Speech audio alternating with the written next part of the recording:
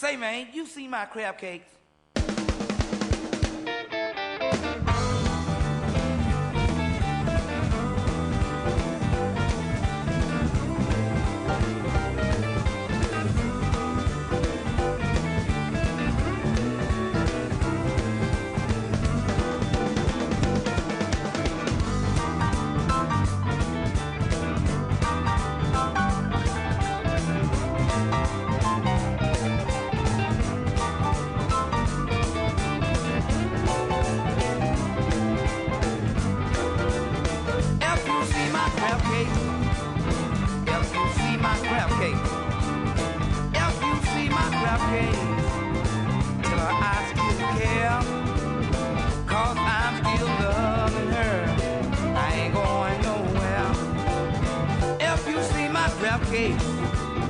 Till I'm all alone. If you see my crab cakes, tell her things went wrong. Don't call on the phone and bring a black draw home.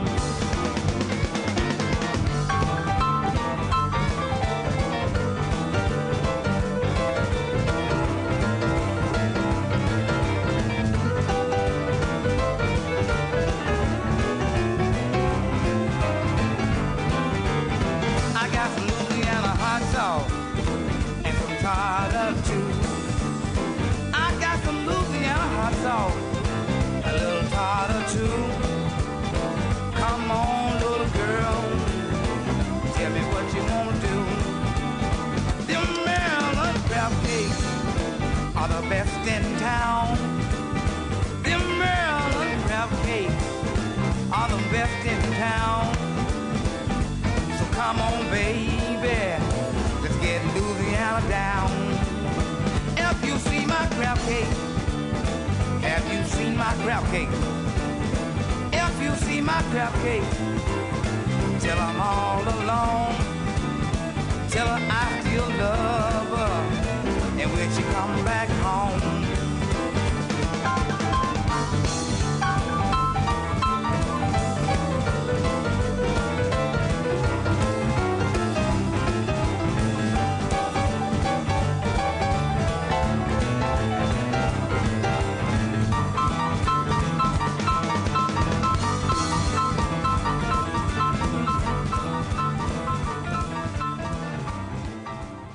It's now time for Talkin' Boxing with Billy C. It began as a podcast, went live on the net, and transformed into a full-blown empire. Across the web, on Fight Now TV, and on radio stations around the world. It's the only daily boxing talk radio show on the planet, hosted by the only guy with the balls to do it. Many have stepped into the ring. Many have tried to take the belt. And one by one, they've fallen. Another victim of the undisputed heavyweight champion of boxing talk radio. Talkin' Boxing with Billy C. is on now. My style is impetuous, my defense is impregnable, and I'm just ferocious. I want your heart.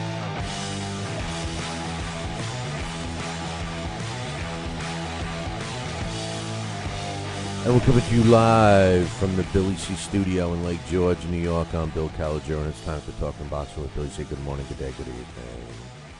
Whenever you listen, I hope you had a great weekend. Don't forget the show is being brought to you in part by Cats Nationwide, luxury transportation service.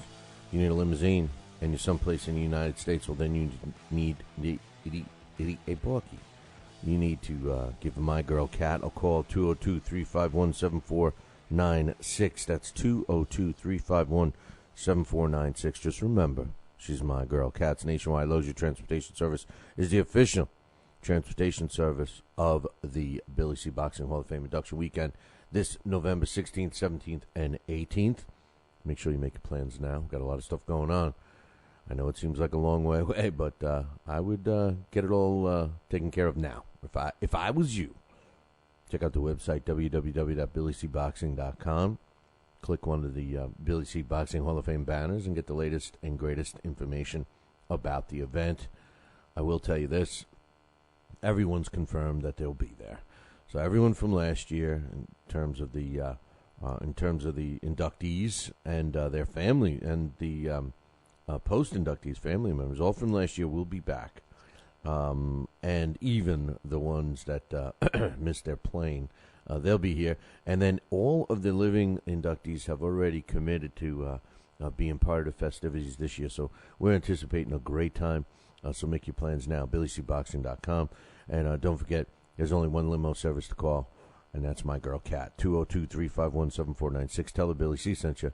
And congratulate her. We're going to be walking down the aisle, Kat and myself, 202-351-7496. The show is also being brought to you in part by Campanero and Tomkovich. If you need a lawyer, use the ones that have a full-time job keeping me out of trouble, and that's Campanero and Tomkovich.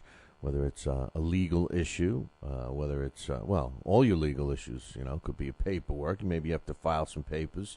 Maybe you have to sue a promoter in Florida or something. I don't know. Or maybe you got some other stuff you got to do. Maybe you get some real estate. Maybe you have a will. Maybe you want to change everything you leave and leave it to me. And you need to know how to spell my name, all that stuff. Call Campanero and Tomkovich, 845-221-4099. Tell them Billy C sent you, and I will pick up your consultation fee, so make sure you tell them that, too. 845-221-4099. Campanero and Tomkovich, 845-221-4099. All right, let me say it again. 845-221-4099. And, of course, my friends over at the Halftime Bar and Grill, another great weekend there. Outdoor area is open at the facility. People loving that. On big screen TVs everywhere. Baseball games on all the big screens, except when there's boxing on. Then we take over. And we'll be taking over this Friday Night Fights, from the Halftime Bar and Grill. It's Monday. Let's make plans. We want you there. We're going to be giving stuff away. Rumor has it that Dax Khan may even show up. So let's check it out. You guys make sure you come on up. If you're going to be traveling, please get a hotel room for the night so you can have some fun with us. And then don't take any chances drinking and driving. If you need some help, some direction to maybe where to pick up a hotel room, let us know. Email me, Billy at talkingboxing. That's TalkinBoxing.com. We had some stuff that we're going to be talking about, of course, all the fights. Yeah, I know. We're going to be talking about all the fights from this weekend. Just to give you an idea what's happening this week, Wednesday, Alex Papali is going to present this week's Blast from the Past, which is former world champion and Boxing Hall of Famer George Dixon. Another request from one of you guys, so I appreciate that. Feature fighter, we didn't get to him last week, but Dwight Muhammad Kwai is going to be our feature fighter. Now, heavyweight spotlight, Tony Treem kicked off his segment. He's doing the heavyweight spotlight now. And last week he did it on Young Stribling. Tony, help me out. You know me. I murder all the names. So the next time he comes on, which I believe is going to be in another week or two, is going to feature former heavyweight champion Primo Carnera. Now, Primo Carnera gets a rap. Tony's, I can't wait to hear this one because, first of all, we've never done Primo on anything. I don't think I've ever done him on a blast. I don't think we've ever done a heavyweight spot on him. I don't think we've ever talked about this guy much. But Tony is adamant about the fact that, people underestimate this guy. I mean, the knock on him is that he just wasn't that talented. He was a made-up, basically circus act, We all saw the story. You read Bud's book and saw the movie The Harder They Fall, kind of based on that. But he's going to bring some light to Primo Carnera, so we'll be looking forward to that one. One thing, FYI, maybe a trivia question. I know it was in the past, but he's the only heavyweight world champion from that era, from those first, I don't know, till the 50s and 60s that isn't in the Hall of Fame. So, FYI there. We are going to be doing the Greatest Fight Series this week. Yeah, that's what I'm doing. I'm picking up the Greatest Fight Series. I'm doing Rocky Marciano against Jersey Joe Walcott. Took place September 23rd, 1952. Scheduled to join us later in the week, Amy Green. That's tomorrow, anyway. Amy Green will be joining us, give us her women's boxing report. And we also got a couple of guests scheduled this week. A couple of former world champions. Billy the Kid Irwin was a former champ. He's active today still in Canadian boxing. No, he's not fighting. But he's training some kids, and we'll be chatting with him about his gym and what's going on with his life right now. And we're also going to be having Corey Spinks, former world champion, multi-division world champ. He's getting another shot at the belt that he lost to K9 Bundreds. That's coming up soon, well, in June. So we'll get to speak with Corey, my man Leon's little kid. So we'll be talking to Corey later on in the week. So that's what we got cooking this week. A lot of good stuff, man. So make sure you stick around for that stuff. The music this week, we are featuring some of the most requested songs from radiosubmit.com, the artists. This one just can't find its way off of our schedule because it just gets us going so much in the morning. Crab Cakes by Memphis Gold. If you're interested in that, tell them you heard heard about them on BillyCBoxing.com, MemphisGold.com. I think you could just go to their website. We kick off the show like we do all the time lately anyway, with some mailbags. And, I got a couple from my man, Given Quality, but we're going to read them in a different order. This first one is in response to, let's see, the last week when, this was the one where he said, Given Quality was like, again, he used that term, Manny Pacquiao can't beat any, slick, instead of just saying slick U.S. boxers, he had to say slick U.S. black boxers, which kind of irks me. But he says, truth hurts, Billy C. That's why you don't want to care to know.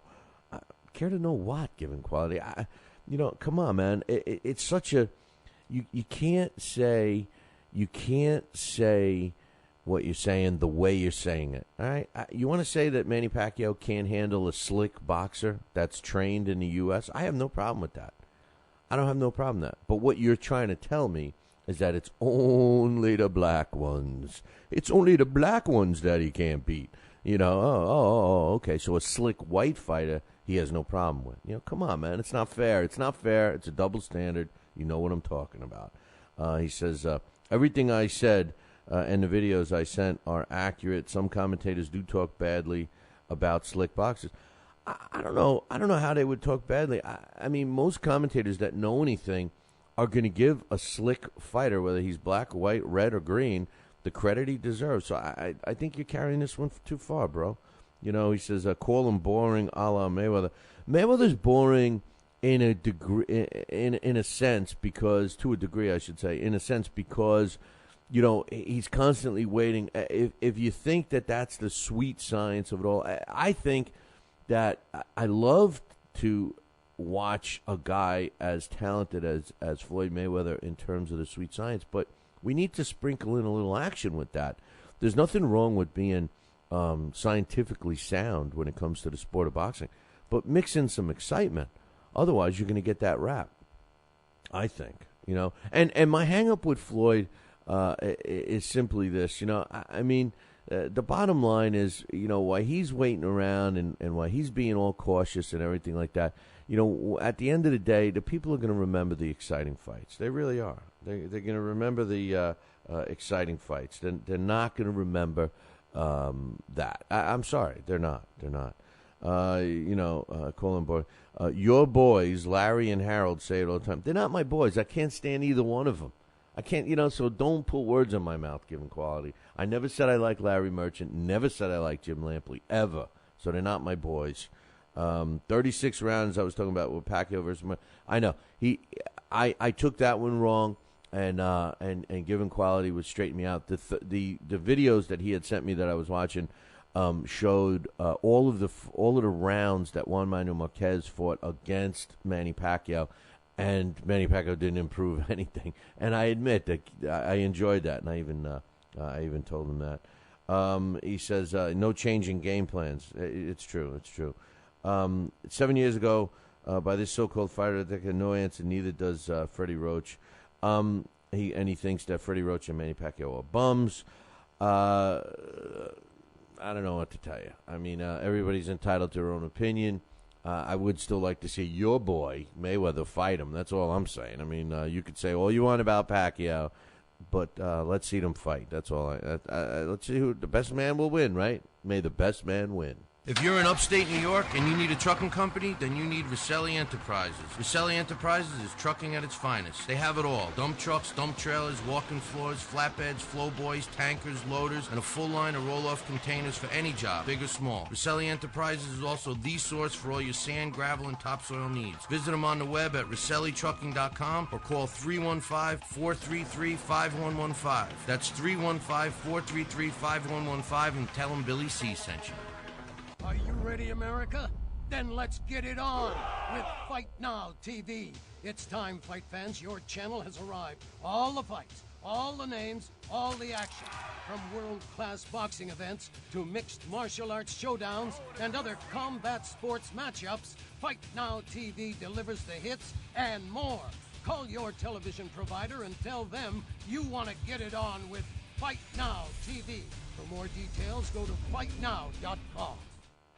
We've got a great matchup tonight. Fighting out of the left corner is the #1 ranked contender. No, he is not. I'm sorry, but who are you? I am the IDO computer. I am programmed to provide only fair and unbiased boxing rankings. This fighter is the number 15 ranked contender. Fair and unbiased boxing rankings? That's a new concept. Actually, it is not. The IDO has provided unbiased computerized rankings for many years. Well, we've still got a great fight tonight, folks. In the left corner is the number 15 ranked contender. The IBO, the champion of integrity. Learn more at iboboxing.com.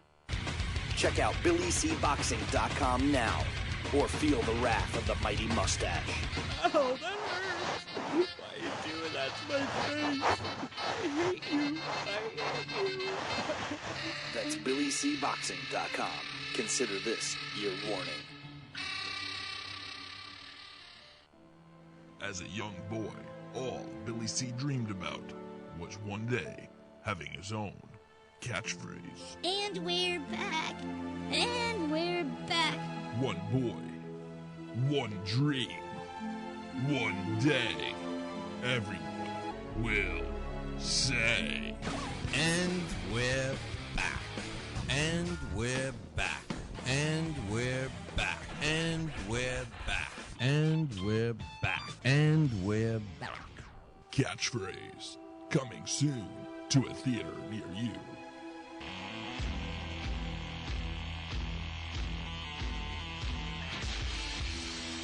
And we're back. You are listening to the Talking Boxing with Billy C radio show. And we want you to check out the website, cast your vote for the latest poll question. And as a matter of fact, we got all of above. Was all of above winning? Or maybe Mike Tyson? You know, I forgot. But anyway, yeah, we just had some issues with the phone system. You know, this whole thing, not with the phone system. Phone system's been okay. Well, maybe this is the beginning. Hey, maybe this week is going to kick off some stuff. You know, maybe I'm ready to jump off a bridge today. But, no, that was a sound system issue. But, you know, it's a simple thing. It's a simple thing about Floyd Mayweather. Let me just ask you this. I was thinking of this the other night. And given quality just popped into my mind. You know, here's, at the end of the day, consider this, and I want given quality and all the other, Floyd Mayhan, Lindsay Lohan, Floyd Mayweather fans, all the diehard Mayweather fans, right? And you know that there's several of you out there. You don't vote and stick up for him, but you like him. You bunch of mouths. You know? Here's the thing: you can criticize and say that Floyd's the best ever and all of this stuff, which I laugh at every time I hear. But when push comes to shove, at the end of the day, I can name a name. If I say to you, Mike Tyson, you know, immediately something's going to pop into your head. Oh, man, that Trevor Berbick knockout. Or maybe even think of the Buster Douglas knockout when he lost.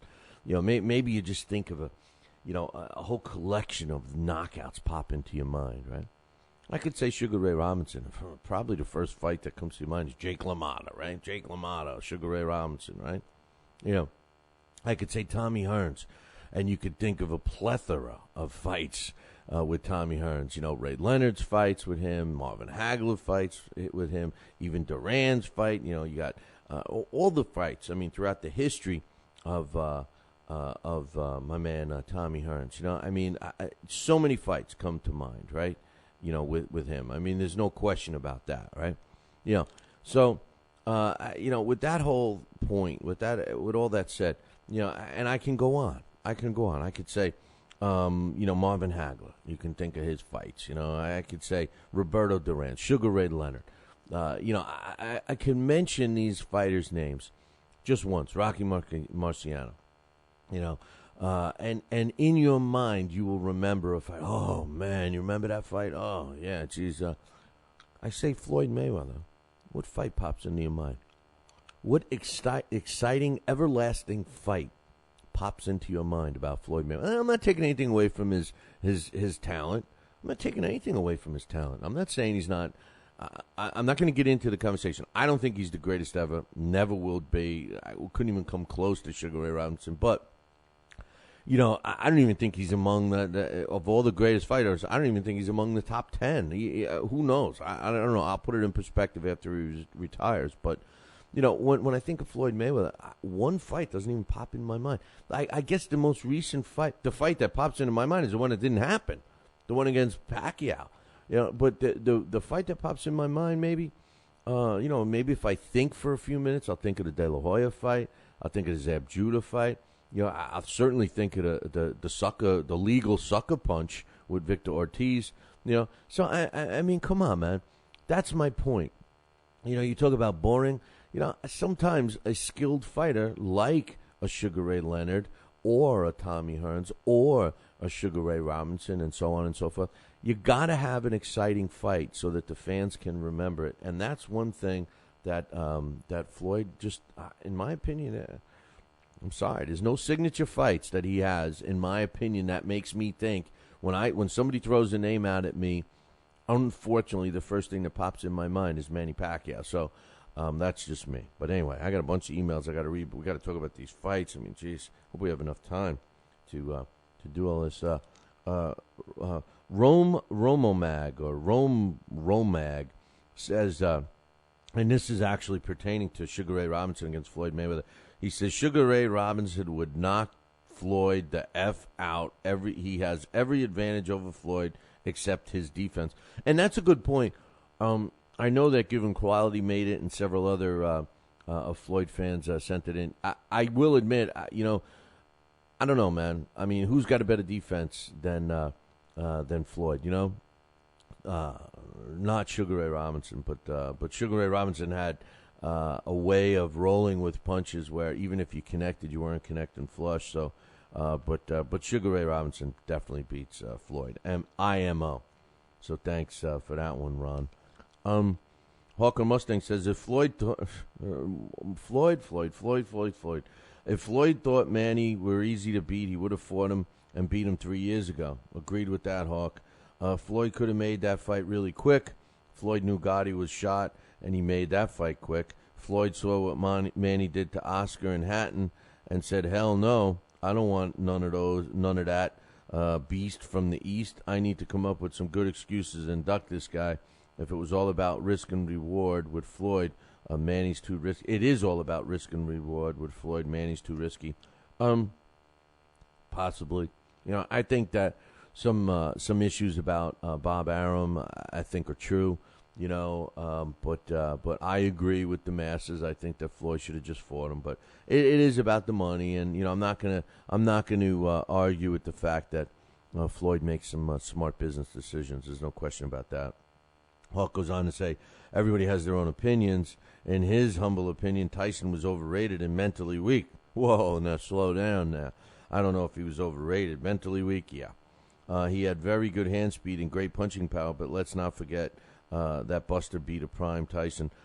Let's also not forget that Buster Douglas had the fight of his life that night, and he never fought anything like that. And Mike Tyson was not even training for that fight and everything. Now, am I making excuses? Yeah, I'm making some excuses. And, by the way, I think Tyson knocked out Buster Douglas. That was a long count. But it truly was the end of Mike Tyson because the fear factor was gone after that fight. And I think that was instrumental. The fear factor was instrumental in Mike Tyson's success. There's no question about that. Tyson was only 24 when Buster dismantled and KO'd him. Buster was 6 years older. Evander was about 4 years older, and Lewis was about a year older. Tyson was great at knocking guys out that were petrified of him and bums with no jab. Buster was the first guy with a good jab and came to win. Tyson got exposed at 24. Was he only 24? I thought he was a little older than that. I thought he was definitely older than that. He had already been a champion for a couple of years. He was the youngest champ. So, hey, you know what? Good email, Hawk. And, you think he was exposed. I think you're right about the fear factor. I think that was critical. Rurik the Great says, Dempsey, Marciano beating a Klitschko, they wouldn't even be allowed to fight him because they couldn't even reach the heavyweight limit of 200 pounds, let alone Klitschko's upper body. We're talking about excellent light heavyweights by today's standards, taking on super heavyweights. That's the point, Rick. The point is, when do we say when? First of all, we're not going to ever compare guys like these past greats with Klitschko in terms of Klitschko being as good as they were, pound for pound.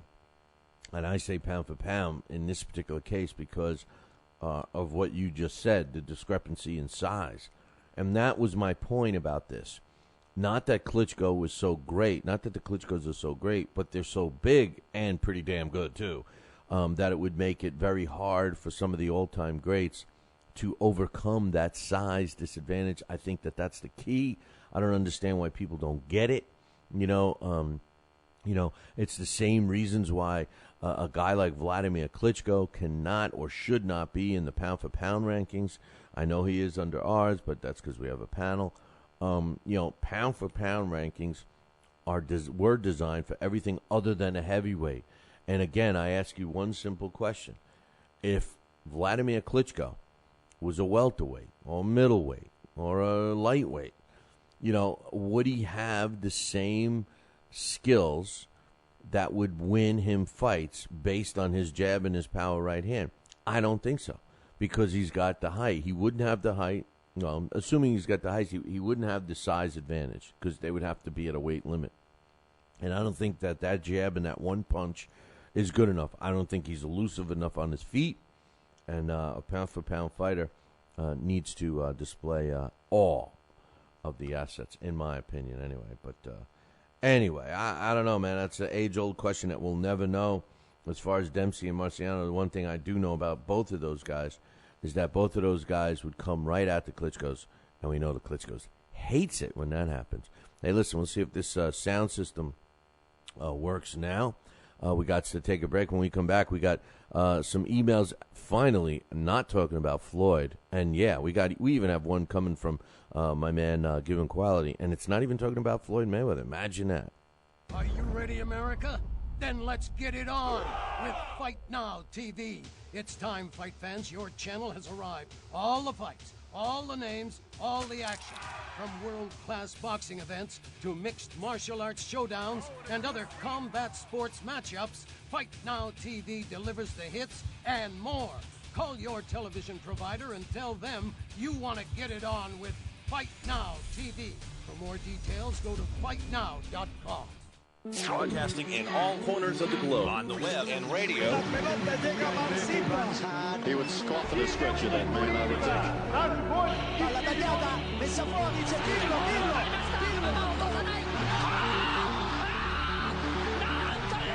think. You're listening to Talkin' Boxing with Billy C. from upstate New York and the good old US of A.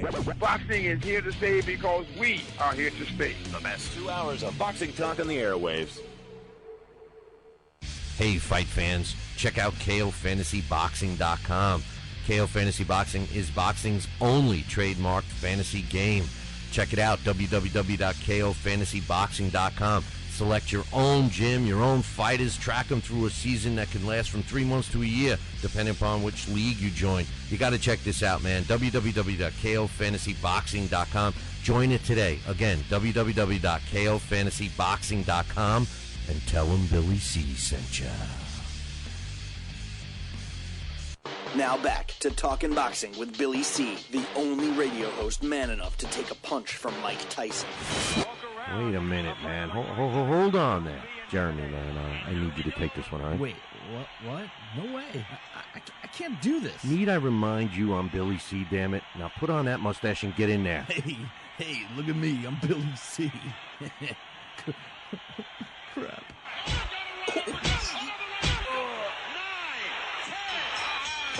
The undisputed heavyweight champion of Boxing Talk Radio. It's Talkin' Boxing with Billy C. Test 1 2. Test 1 2. My fellow Americans, good evening. Welcome back to Talkin' Boxing with Billy C. It's great to be here discussing the sweet science with everybody. I love boxing. I love talking boxing. That's what I do. Bill. Oh, wait, what? Bill. Why are you interrupting me? What? Wrong. What's the problem? Billy C. I did not have... We're going to have to ask wrong you. Speech. What do you mean wrong, Billy C? What's going on here? Fine, I'll go. I just wanted to talk some boxing on TPSradio.net. That's all I wanted to do. I don't need your damn show. I'll get my own talking wrestling with the other Billy C. Yeah, that sounds good. I've always been a Hulkamaniac anyway. Broadcasting live, brother. Welcome back to Talking Boxing with Billy C. on the mighty TPSradio.net, brother. What you gonna do, brother? And we're back. You're listening to the Talking Boxing with Billy C radio show. You're watching us on the Fight Now television channel. I want to welcome the Fight Now audience just joining us. Like to do every day, Monday through Friday, from 6 to 7:30 a.m. Eastern Time. Hope you guys enjoyed Super Saturday. That's right, Super Saturday on Fight Now. First, they showed the Martin Rogan loss. In case you didn't know, I'll be getting to that in a second. But Tyson Fury over Martin Rogan live from Ireland. Then he went to the undercard.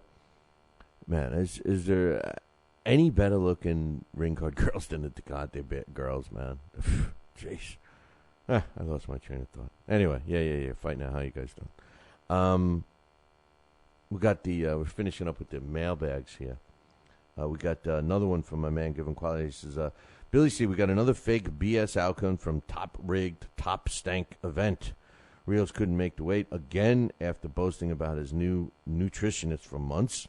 When he got on the scale, he looked drained again, and I knew he was in trouble. Rios didn't have his normal power, and he was sloppy. His mind was defeated from not making weight for the second straight fight. He got taught a lesson and lost that fight easily by 3 or 4 rounds by a no-namer. Arum once again involved in a controversial decision. How many more coincidences do we need before he gets exposed for fixed fights? This is starting to get absurd. Not right at all. As much as I love my man Given Quality, and as much as I love to disagree with him, I can't hear. I can't. I agree with everything he said. Everything. I mean, I'm going to get to that in a second, but it appears that Bam Bam Rios is nothing but a loudmouth. And talk about, lack of skill. I mean, here's a guy that, does nothing but just bam, bam. I mean, his name is right. And for somebody that brags about a nutritionist and everything else, and everybody was all going against Gamboa and all of this stuff. This is all why, man. This is a guy that couldn't make weight. Not only couldn't he make weight, but he comes back 2 pounds heavier. He forfeited the title. He forfeited money. He forfeited and he's going to get rewarded by it. That's the worst thing. But can't argue with you on that one, Given Quality. My man Elias. Hopefully he's going to come out to the Hall of Fame this year. Our Hall of Fame in November. I think he said he might. He's all the way in Madison, Wisconsin. He says, I would like to hear your comment on this next week, but it's also, and he's talking about the Brandon Rios not making weight. He says, but also connected to the comment you made this past week that fighters should not be making excuses if they're drained because they signed an agreement and they signed a contract. If memory serves me correctly, Cotto fought Pacquiao at the agreed weight when he sustained the beating against Pacquiao. But also, if memory serves me correctly, Mayweather had an edge and did not make weight against Marquez. Making weight is also an indication of professionalism. Do you know if the Rios fight will be broadcast in the future? I was too broke to pay for it. I said that last week, and I agree with myself, and I agree with Elias that, you sign a contract to make a weight, and you got to make the weight. If you're letting somebody else make the decision for you, and you can't make the weight, well, then there's no excuses. I love his point here about Mayweather. Mayweather's always saying about how professional he is, and he's this, and he's that, and he's the other thing, and yet he couldn't make weight either. Now, there's always two sides to every story. We all think that most of us believe that he had no intentions of making weight, and that's why he threw the extra $300,000 at Juan Manuel Marquez for that one. So, but agree with Elias, and I'm going to get into that in a second here, a little deeper. My man Curon, one of our UK guys, he's part of the show, obviously, does a lot of behind-the-scenes stuff. He says, after the latest robbery this weekend, I've heard, and he's referring to the Rios, Bam Bam Rios and the Abril fight. He says, I've heard a lot of boxing people say they're done with this sport. That was one robbery too many. I'm sick of it myself. This is Curon saying it. No wonder why MMA and other sports take the boxing fans away from us. Once again, my points a year or two ago about corruption are really starting to get blatantly obvious. Bob Yellow Envelope Aram. I think given quality's gotten to my man Curon. But, this is the problem. You get a high-profile fight like this, and the outcome is is the way it was. And you have people saying the same stuff. You see, that's why I don't watch boxing. That's exactly why I don't watch boxing, And it didn't help matters with the commentating crew really kind of swaying your mind. And I'm going to get to the fight in a second, all right? Now, I'm not saying I didn't think it was a robbery, but just hold that thought. My man Sammy from Newcastle says, I don't know about you, man, but I'm still disgusted about the Abril-Rios fight. Did anyone see Rios win the fight? Boxing is not street fighting or brawling, but technique and ability. Abril showed a beautiful display of skill and determination, fighting really smart, moving, and boxing. In his opinion, that's the way he saw it. A few weeks back, I asked you who pays, he says refs, but he meant the judges, who pays refs and judges. A few weeks back, and who pays the refs and judges? You said it was the promoters, so Top Rank paid the two refs, and he meant to say judges, who saw Bam Bam victorious. Oh, okay, yeah, I got it. He says, come on, man, people need to know the truth about boxing. I think people are being miseducated if they see boxing for the first time and they see these scores. Maybe the judges do not know anything about boxing, or there are hidden intentions. Same with the promoters and the media. Like Roger Mayweather says, people don't know, the word. It reminds with it. It begins with SNH about boxing. And that's a good point on that one. And that wraps it up. Here's the thing. Let's get to it right now. Right? Brandon Rios against Kenny Abril against Richard Abril. Here's the deal. In my opinion, Richard Abril won the fight. All right, but it wasn't as one-sided as the commentating made it out to be. In my opinion, and I'll tell you why. A lot of it had to do with Richard Abril's approach. Now, before you shake your head at the radio or turn off the TV or whatever, my point is this: he was only throwing 1- and 2-punch combinations. All right, if he would have let his hands go a little more, he was connecting with Bam Bam Rios all the time. What Bam Bam was doing was pressing the fight and throwing punches. Now, what may have happened with some of these scores is that the judges were giving Bam Bam Rios points, so to speak, for the shots that were hitting the gloves of Abril. That's the only way I can see it happening. Thankfully, and I want to ask you guys, there's something that I noticed about that broadcast right away. As soon as it started. Well, first and foremost, they had everyone but myself there working that show. You had 3 people. Who was it? Kenny. What's his name? Brian Kenny. I'm sorry. Brian Kenny, Rich Murata, and Raul Marquez were calling the action. They had some hot-looking blonde doing some interviews. And in the beginning, if you caught the fights, if you caught the undercard, they had Colonel Bob calling the undercard with Rich Murata. So I don't know what was going on, how many people, and how Colonel Bob gets kicked to the curb for Brian Kenny. I mean, Brian Kenny did a good job. But one thing that I noticed that I loved, and I'm wondering if anybody noticed, a show of hands, did anybody notice anything really specific about that fight, about that card, about that pay-per-view and everything? No stats, no punch stats. And I loved it because guess what? We got to make our own decisions. Who threw more punches? Who landed more? We got to think for ourselves. We didn't get a chance to have punch stats thrown up on our face, up on our screen in our face, so that we didn't have to think. We thought Richard Abril was winning the fight. You know, we didn't have to see somebody say, "Oh, look, the punch stats show that no, he's not. Nope, sorry, Bam Bam Rios is landing the better punches. I'm sorry." You know, we didn't get to see it. I loved it. You know, it was great, man. It was great stuff, and I just absolutely positively loved the Conti girls. I mean, they're just, I love having them just looking in the camera and oof, man. I just, high definition, man, it looked like I was right there. But as far as the fight goes, oh, yeah, the fight. Bam Bam Rios, he got a gift, man. He got a gift. You know, he didn't make weight. So right off the bat, he lost his opportunity at a title. This was his last fight at lightweight, but he lost his opportunity at a title because he didn't make weight.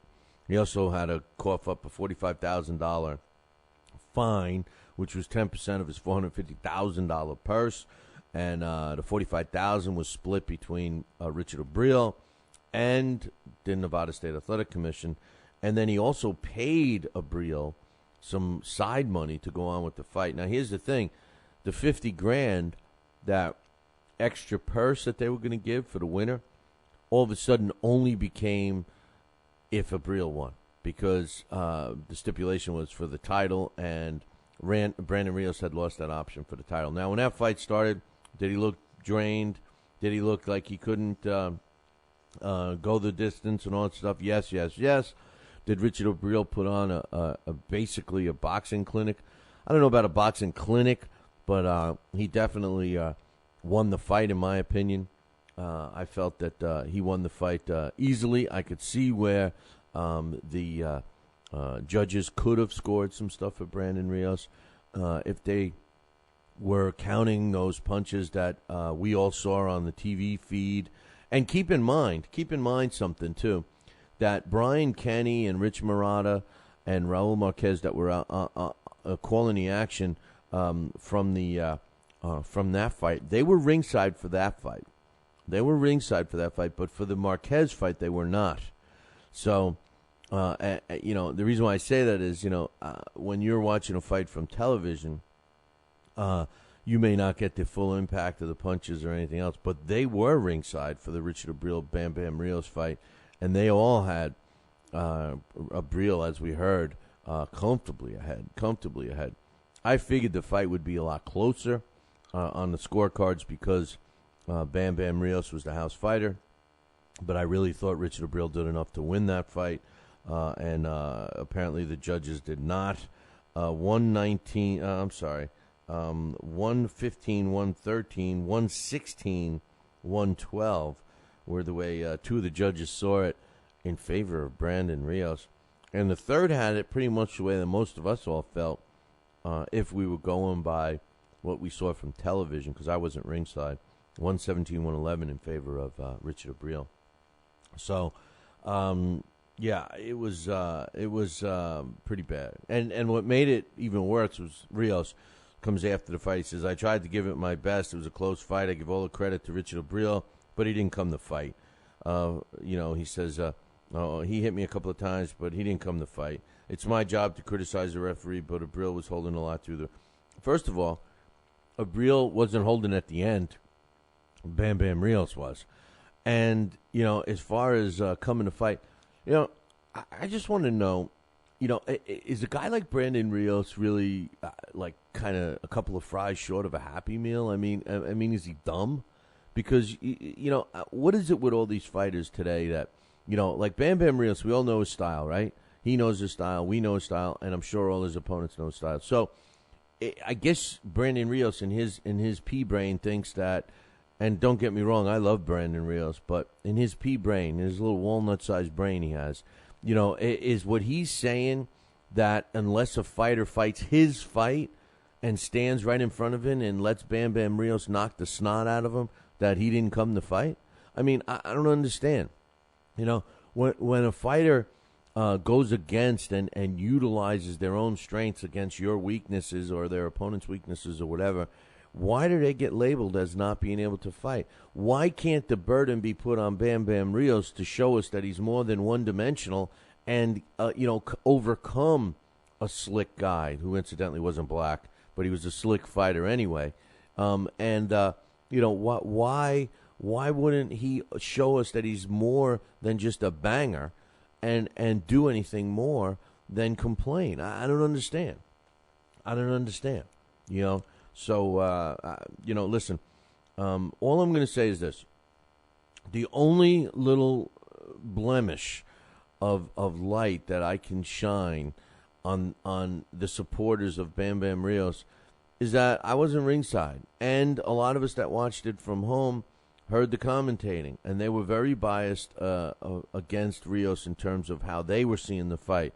So a lot of the emails I got from people that we didn't read, that was the gist. Oh, it was one-sided. Oh, it was beaten. They were basically repeating what the announcers were saying. If you ever are really wondering about a fight and you really want to analyze a fight, I'm telling you, watch it with the sound off. Watch it with the sound off. Play some music or something, and score the card, score the fight. Now that's a tough one because you already have an attitude about it.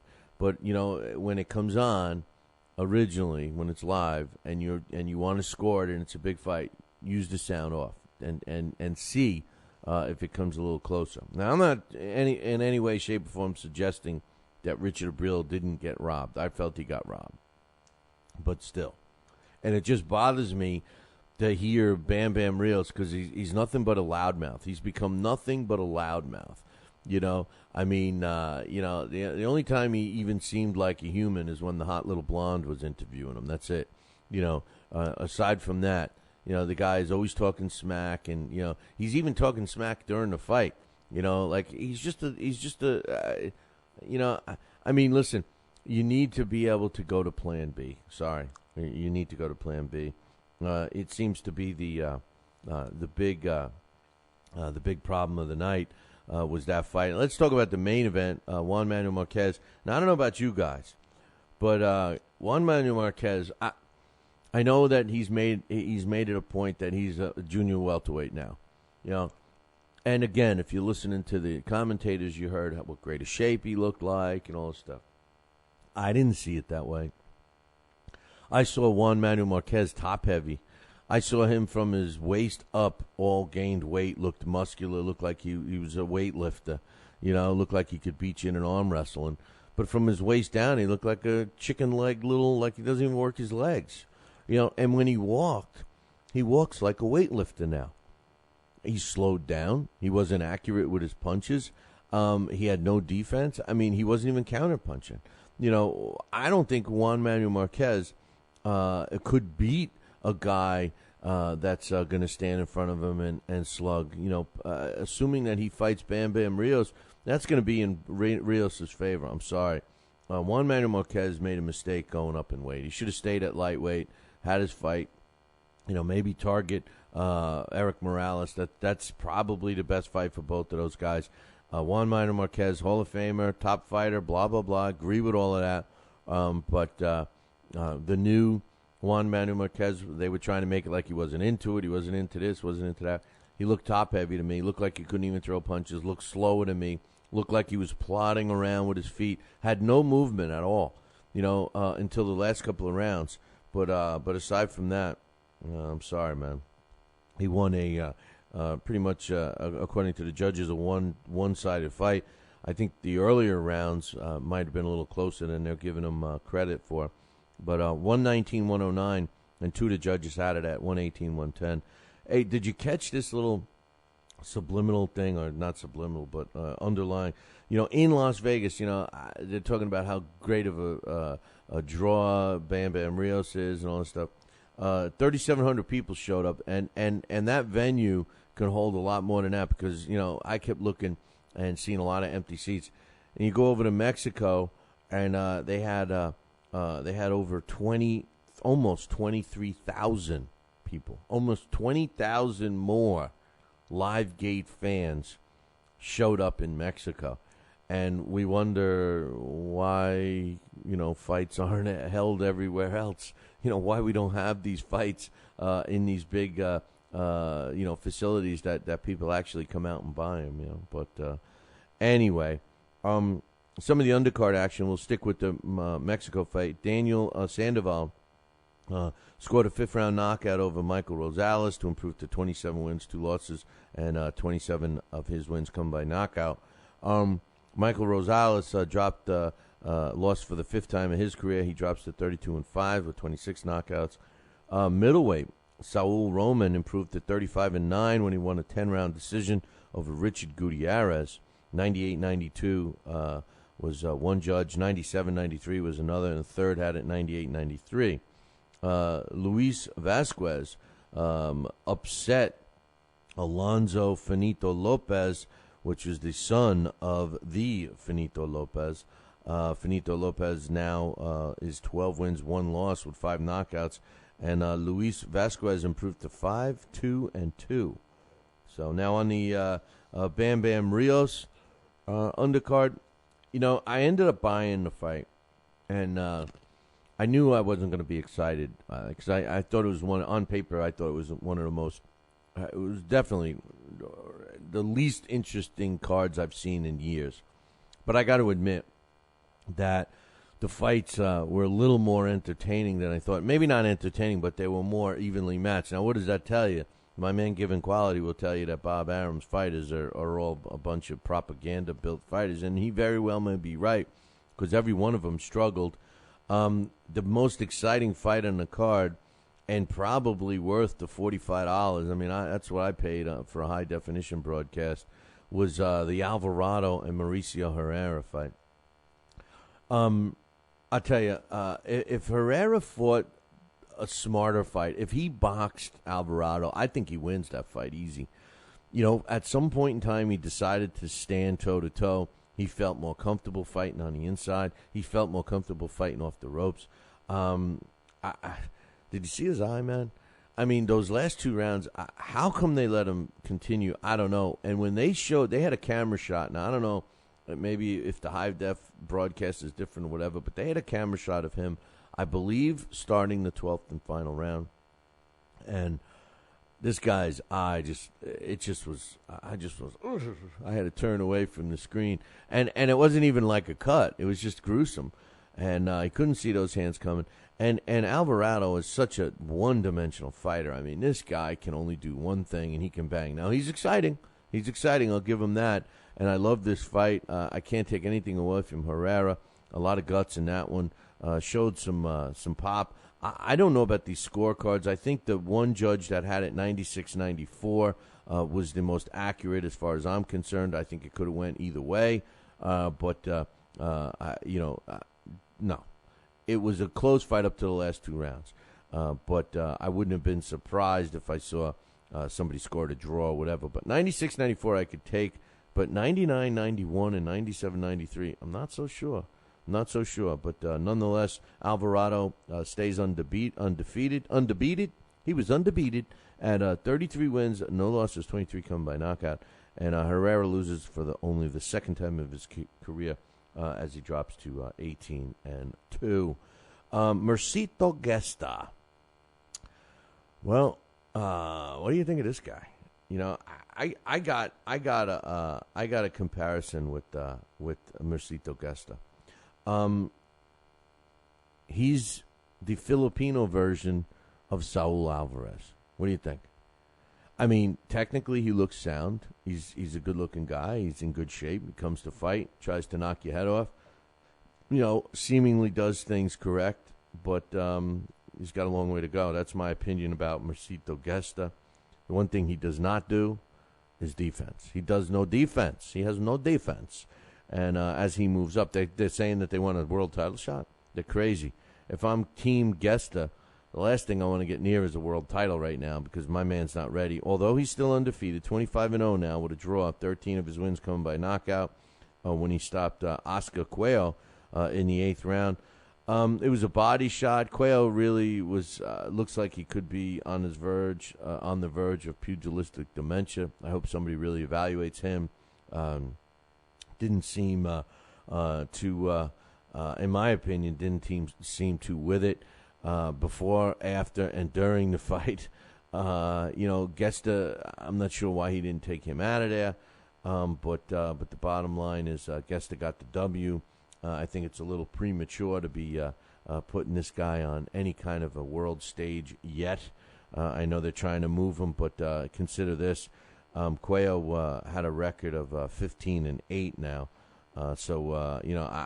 I don't know how good you think your guy is being undefeated at 25-0, fighting a guy that virtually was not throwing that many punches. And when he did, it was a couple of little spurts here and there. And I don't know. I think Gesto has the body. He's got the physique. He's got great legs. I mean, those legs look like he's going to learn how to, when he learns how to throw some power punches, I think he is going to be a knockout puncher. He's got to learn to keep his hands up. He's got a long way to go, in my opinion. But we'll see what happens with him. On the undercard, there was also some other fights. Terrence Crawford, he improved to 16-0 when he stopped Andre Groves with a 5th round knockout to get his 12th knockout win. Andre Groves drops to 11-3. Mikhail Sawuski improved to 14-2 when he stopped Brandon Bow in the 6th round. Pro debuting Eric Flores knocked out Wilbert Mitchell, who dropped to 1-3, and that took about 40 seconds. Flores was a guy that came out and did what he had to do. I don't know if you saw this punch, but this was one. I got to see this undercard, and this was a shot that he landed it right on the chin of this guy Mitchell, and then just attacked him after that. And the fight was over. Just a tale of two fighters. Eric Flores was way better than Wilbert Mitchell. Wilbert Mitchell had a touching story and everything else, but he needs to learn how to defend himself a little better.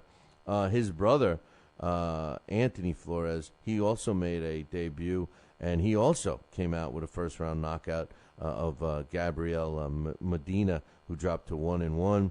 It was almost the same punch. That was 2 minutes and 41 seconds of the first round when Anthony Flores won.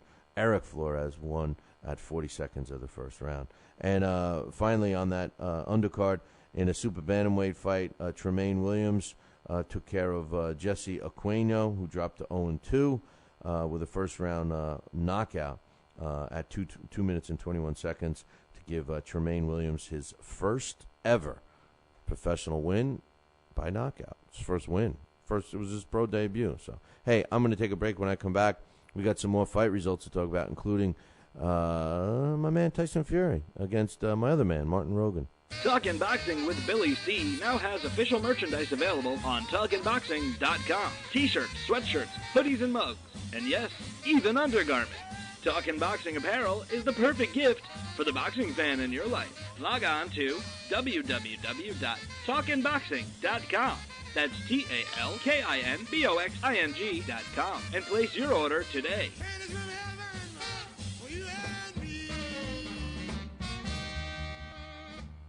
Join us here for 2 hours as Billy and the gang do what they do best. Every time I start talking about boxing, a white man got to pull Rocky Marciano out their ass. Rocky Marciano was good, but compared to Joe Louis, Rocky Marciano ain't. Beat Joe Louis's ass. Joe Louis was 75 years old when he fought. Huh? What? We're supposed to be talking boxing. It's Talking Boxing with Billy C.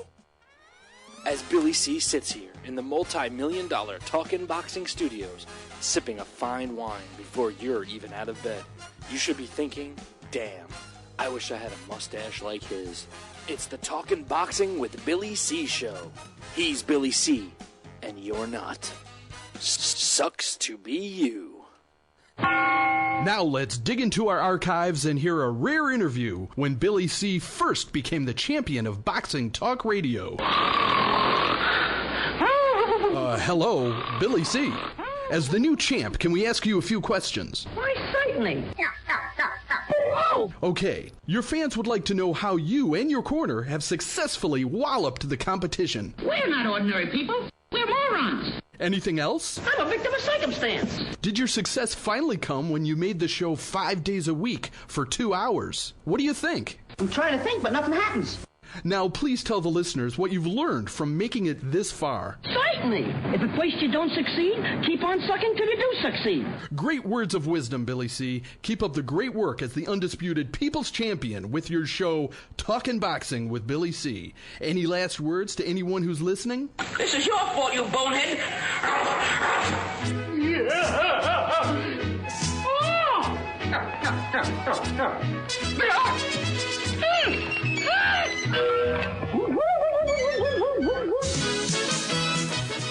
And we're back. You're listening to the Talking Boxing with Billy C, a radio show. You're watching us on the Fight Now television channel. And if you don't have Fight Now on your sports channel lineup, call your local television provider and tell them that you want Fight Now right now. It's that simple. Pick up the phone and call them. Every night is Fight Night on Fight Now. So you missed Super Saturday last week. So don't miss anything anymore. Call your local television provider and tell them you want Fight Now right now. For all the information about Fight Now and what fight will be on tonight at 10 p.m. Eastern Time, visit their website, www.fightnow.com. Speaking of now, Raymond Serrano against Kareem Mayfield is going to be the main event May 18th at the Albany Times-Union. It will be an ESPN show, and you can get tickets to that by hanging out with us over at the Halftime Bar and Grill. We're going to be giving some tickets away, doing some raffles for tickets, all that stuff. Great seats at the Times-Union, and you can also get tickets by visiting our website, www.billycboxing.com. Click the fight poster of that fight or any other Star Boxing fight, because Star Boxing is the one that's bringing it to us. So you click them, buy some tickets, tell them that Billy C sent you, and you want the Billy C discount to save yourself some money. Murphy's in the chat room. He's saying that he did listen to the fight without any, and we're talking about the Abril-Rios fight, without any sound. He still scored it one-sided. That's cool. I'm just saying, I saw Abril winning the fight, too. Don't get me wrong. I'm not saying that Bam Bam Rios won. I'm just saying what the judges could have possibly have seen. And I also said, I don't know if you caught this, Murph, but I loved that they didn't go to those stupid stats. And I think that people should rewatch that fight just to see how enjoyable it was to make your own decisions. Now, whether we had the stats or not, we would have been robbed by the right decision. We know that. But the bottom line is I enjoy watching a fight without the stats being thrown in my face in between rounds. Now, it wouldn't have been a bad thing to see some final punch stats at the end of the fight, just FYI. But, the way the HBO guys, and I disagree with my man Harold Letterman, who said that Jim Lampley handles it the best he's ever seen. I don't agree with that. I think Lampley has become, I think he uses the stats as a crutch. I think he bases his commentary on the stats, and I was glad to see that they weren't part of that commentary this past weekend. Tyson Fury, 6'8" of him, stopped my man Martin Rogan on Saturday from Belfast. He claimed the Ireland heavyweight title, or the Irish heavyweight title. 5th round knockout. I got an email from my man Kieran. He said, I don't care what anybody says. I think that Tyson Fury is improving as a fighter. Maybe. My hang-up is this. Yes, I enjoyed that he went to the body. Okay, so he knocked him out with a body shot. I'm glad he did that, but he still delivers his jab from too high up, and when as he moves up with his level of opposition, which we have to assume is going to start now, the better fighters are going to nail him, man. The better fighters are going to nail him. So, as much as Tyson Fury is undefeated still, he's now, 18-0 with 13 knockouts. And Martin Rogan, remember, he's only had 17 pro fights. He's 14-3 now. And, he's 40 years old. This was a payday for him. He comes to fight. I mean, if you're a heavyweight and you're looking for a guy that's going to give you a good fight but doesn't possess much skill, Martin Rogan's your man. You throw him some money, give him a couple of brewskis, and he's going to be there to a fight. I mean, that's just the way it is. I wonder what's next for Tyson Fury. We'll have to wait and see. I want to see him fight. I do want to see him fight one of the Klitschko's because of the height. And I think that the Klitschko's have become too proficient fighting the shorter fighters. I think that's going to be a benefit for a guy like Tyson Fury. I just found it just comical last week when he said, well, the Klitschko's going to have to wait for me because I got to fight Mark and Rogan. Nobody's waiting for you, Tyson Fury. You better get on that wagon and try to get into a fight with somebody because nobody's waiting around for you. That's it. We got one American in the chat room right now. We got people. It looks like the British invasion. Oh no! I'm sorry. We have one Brit. We have one Scot in there. We got a Filipino and U.S. guy. Well, I guess 2 U.S. guys. And I don't know. We've got the United Nations going on in there. Twinkle Fingers, Joey Twinkle Fingers Hernandez. Yes, the only people that should have the nickname Twinkle Fingers are not boxers. Maybe a lesbian, but not boxers. But it's in my opinion, the dumbest. and we all know why. His mom nicknamed him. So I feel bad that I say this, but Joey Hernandez's mom named him Twinkle Fingers because he's always playing with his fingers, But come on, man, you're a pro boxer. You're undefeated now. You're looking for a big fight. All these things, and you want to be called Twinkle Fingers. He's 20-1 now. I'm sorry, he does have one loss. 20-1 with a draw, 11 knockouts. Made quick work of Shakir Ashanti, who. Come on, let's be real. Was Ashanti a big test for Twinkle Fingers? I mean, Ashanti's new proud record he dons is 16-12. And did you also notice that there was a 5-pound swing? They had this fight, and I believe that it was either it was printed wrong or whatever. But I have, let me just see, I'm looking at 2 sets of notes here, and that fight went down as a super welterweight fight, right? Or was that supposed to be a super middleweight fight? So, can one of you guys double check on that for me, please? And David Allen, listen to what you're saying. I'm not gonna repeat that, But I'm curious to know. If this is right, because they have it listed as a super welterweight fight, but they also have the weight for Twinkle Fingers as 164.5, which makes him a super middleweight. But Shakir Ashanti they had at 158.5. So this was the Joey Hernandez and Ashanti fight from Miami. But David Allen. David Allen's in rare form. I can't repeat all of that stuff he's saying on the air. I can't. On the grounds it may destroy my image. I don't want to. In a heavyweight fight, Bermain Stavine had a lackluster win over Willie Herring. Willie Herring was a guy that he drops to 13 wins, 10 losses, 3 draws. He comes in and fights. I've seen him fight at cruiserweight and heavyweight. He's 212 pounds. And Bermain Staverne, he struggled with this guy. Won a decision, 77-75 and 79-73, where the judges had it. 2 of them had the 79-73 score. So we'll see what happens there. And some of the other fights on that card were all very, very poorly matched. Again, Florida.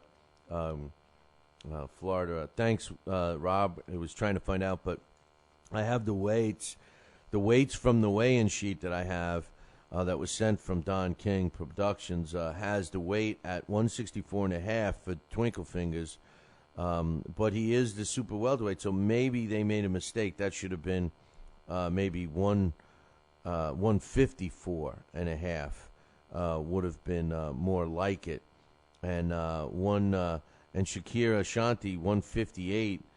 Maybe he weighed 148. I don't know. But they definitely sound out of whack to me. But nonetheless, we're not going to spend any more time on that one. How about that nail-biter rematch that we all wanted to see in the cruiserweight division? You know, Garrett Wilson. No, I'm only kidding. Garrett Wilson, 13 wins and 5 losses and a draw. Scored a 12th round knockout over Andres Taylor, who dropped a loss only for the second time in his career. He's 20-2 now. This was in Atlantic City. It wasn't a bad fight going into the time of the knockout. Wilson was ahead 106-101 twice and 105-102, but didn't want to go to the scorecards as he knocked out his opponent Taylor at the end. But how about this one? Cherry Edder Cherry Bomb Cherry improved to 30 wins, 6 losses, and 2 draws when he won a 10-round decision over Juan Carlos Martinez. It was a majority decision, and Martinez drops to 19-4. Now, this was at Ciro Stadium. I've done some shows there. Here's the problem. 97-93, 99-91, 95-95. Again, 3 scores all over the place. But I got to give a shout-out to my man, Jose Alonso Cello Man. He fought Lamar Russ. Lamar Russ was 9-0 with 5 knockouts, I think. And, he fought Cello. Now, Cello was a kid that I got to meet in Tampa when the promoter choked and couldn't get the fight off. Because it was the promoter's fault. The promoter wants to blame the fighters and the medicals and the matchmaker and everybody else, but it was the promoter's fault for not having enough fights on there and everything else. But nonetheless, Cello Man was supposed to be on that card, and for whatever reason did not get on that card. And I happened to have interviewed him at the weigh-in, and we kind of got to talking and kind of became friends a little bit. I've chatted with him outside the ring a few times, and he dropped me an email about 2 weeks ago. And I had said to him, hey, man, Cello, you come on the show, and when you get your next fight, let us know. And he let me know about a fight, and I didn't have a chance to get him on the show. And he told me, I'm fighting Lamar Russ out of Chicago. I'm like, where's the fight? He says, in Chicago. I said, man, hope you're getting paid, man. Lamar Russ is a good fighter. Keep an eye on him. 10-0 with 6 knockouts. Knocked out my man Cello. 1 minute and 8 seconds of the 4th round of a scheduled 8-rounder. So, hopefully Cello will come back and be okay from that. But, keep an eye on Lamar Russ. He's super middleweight, and he's got some pop, man, that's for sure. How about Craig McEwen? He improved to 20-2 when he won an 8-round decision over. I'm sorry, I'm choking on my my cough drop here. My throat is all messed up. 80-72 over 6-13. I don't even know who he fought. I don't even have the guy's name. Who's the fighter that McEwen fought? I don't even have. Why don't I have a name here? Well, somebody's going to get fired. I have Greg McEwen wins an 8-round decision over and no name and just a 6-win, 13-loss in Scotland. Come on, we got a Scot in the room. Who did McEwen slap around on Saturday night? Paul Morby? Whatever. It's morbid, but see this? See what happens when I rely on people to do stuff for me? Every time I do that, it bites me in the arse. We have former Olympian Alberto Rossell improved to 28 wins, 8 losses when he won the interim WBA junior flyweight title against Jose Rodriguez, who only lost for the first time. It was a unanimous decision 118, 110, 115, 113, 116, 112. So we'll see what happens there. And we had another fight on that card. Junior middleweight David Zigara improved to 18-0 when he stopped Jussiel Lima Nascimento, who dropped to 23-13. And finally, featherweight Carlos Zambrano, sounds like a pitcher, 14-0 with 8 knockouts, stopped Willie Contori in the third round. So now, we talk about. I thought you were. I thought Welsh Devil Rob was a Scot. Oh, is Scottish and Welsh two different things? What's Welsh, man? I'm a Scot. I'm not a Scot. I can't keep up with you, UK, man. UK. I'm not a Scot. Isn't Welsh Scottish? Or is Welsh different? Man, Wales. I got it. Murphy's. Welsh is from Wales. Scotland's from Scotland. You guys are killing me, man. You guys are killing me. This UK stuff, they're not even united. They're worse than us. I'll tell you what's worse. My man Given Quality, right? He's always trying to justify Floyd Mayweather beating Carlos Baldomir, right? For the longest time he said, Baldomir, was a legitimate champion for like 10 years, which was not true. But, he says, Baldomir was the linear champ. He was the one that, because remember, Floyd had the chance to fight Margarito and everything else, and he didn't. He chose Baldomir. Well, I tell you, it makes me feel good to know that Carlos Baldomir at 40 years old is still fighting and is still not that good because unbeaten middleweight Bill Godoy improved to 25-0 when he won a 10-round unanimous decision over the former welterweight champ. Baldomir, who drops to 48 wins, 14 losses, 6 draws, 99-91, 97-93, 98-93. I can't even read some of the stuff. But I will tell you this: the Scots wear.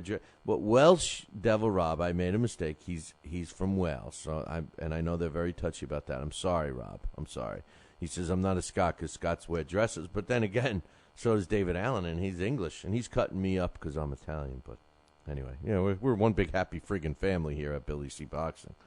WBC ranked number 4 in the super bantamweight division. Victor Terrazas. I like to say Terrazas because he could do that if you let him get in and fight because he improved to 34 wins, 2 losses, and a draw with 19 knockouts when Jose Palmera got knocked out at 57 seconds of round cuatro Saturday night in Mexico. He has a silver belt, so he retained that. Also, Gilberto Ramirez improved to 21-0 when he beat Jamie Barbosa, who drops to 17-7 in a unanimous decision, 97-93, 100-90, and 100-91.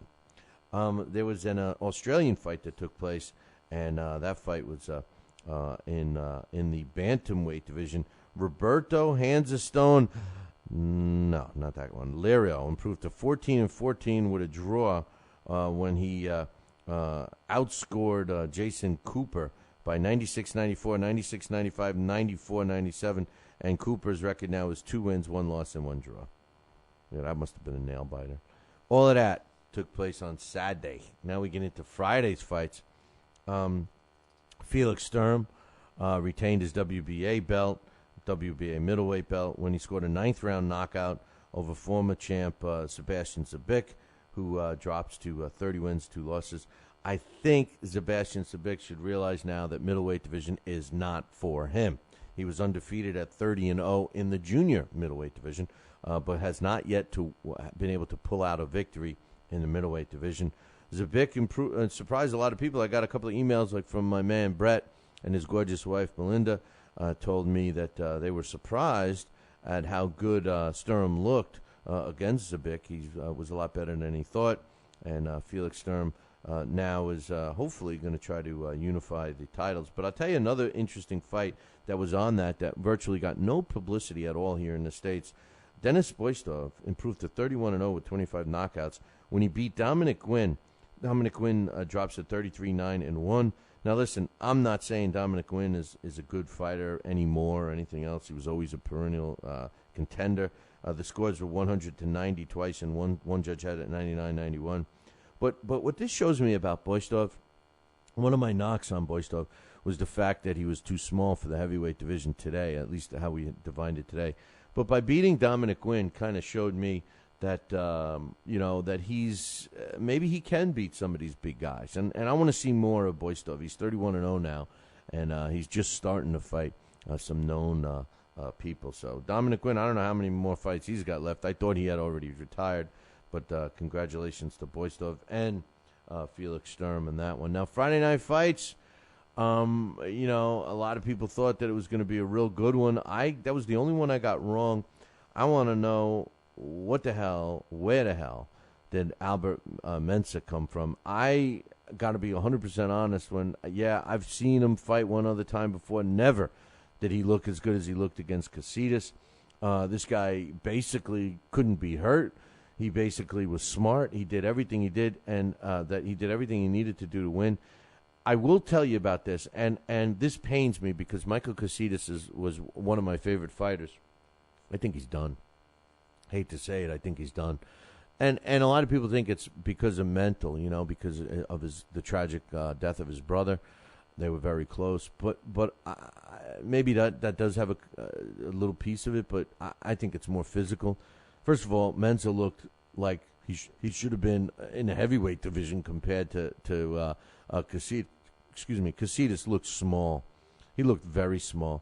I don't know why he would have moved up. He should have stayed in the weight class. And if you noticed, if you were like me and noticed every time he threw a punch, was it me or did you think so too, that this guy, virtually Casitas, who had some pop? I mean, Michael Casitas, I'm not going to say he was ever known as a one-punch knockout artist, but a guy that has 23 of his 28 wins by knockout. I mean, we all got to admit that the guy can knock your ass out, right? I mean, whether it's one punch or not, the accumulation is going to knock it out. To me, it looked like, do you ever have those dreams when you're punching somebody in the face, like some promoter from Florida, and like you're punching them in the face as hard as you can, and they're like laughing at you or something, or you're in these dreams where, you virtually you have no power. Maybe I'm the only one that dreams that crazy stuff, but Michael Casitas had no power behind his punches, I thought. The announcers kept trying to turn it around. Oh, maybe he's finally wearing him down. Oh, maybe the body shots are finally slowing Mensah down. Not. I mean, it was just not even a close. It wasn't even a close fight. I know that the one card had it 95-95. I don't know what fight the hell they were watching. Even the 96-94 card was a little nauseating in my opinion. 98-92 was more like it. Casitas was throwing punches. He may have won the first 2 rounds, but that's about it. I don't know what to tell you. I think Casitas should stay in the lower weight divisions. If he can't make weight, I don't know why. He looked like he was 3 weight classes smaller than Mensah. And all I could say is congratulations to Albert Tornado Mensah. It was a great performance, and I'm expecting some good things from him, man. On the undercard, Alan Sanchez improved to 10 wins, 2 losses, and a draw when he avenged his loss to Abril-Rios, who drops to 15-2. This was a first-round knockout, and that was a pretty impressive knockout if you saw that one. I didn't think it was going to end that quick, but it did. And then we had Alan Sanchez. We had welterweight Cameron Keel got his first win when he fought Tyson Lawson and won by a majority decision. Now, these two guys had fought before, and it ended in a draw. And Keel had fought another fight and got a loss, so he was 0-1-1, I think, going into the fight. And Lawson was 0-0-1. And I tell you, it was a tale of two fighters. I didn't think it was that close. I thought, to tell you the truth, I thought Cameron Creel won that fight. and I didn't think it was as close as the judges saw it. But the whole weekend was like that for me. Ranked by the WBO number 12, junior featherweight, Jose Nueves improved to 20 wins, 2 losses, and 3 draws when he took care of Alejandro Delgado on Friday night in Florida.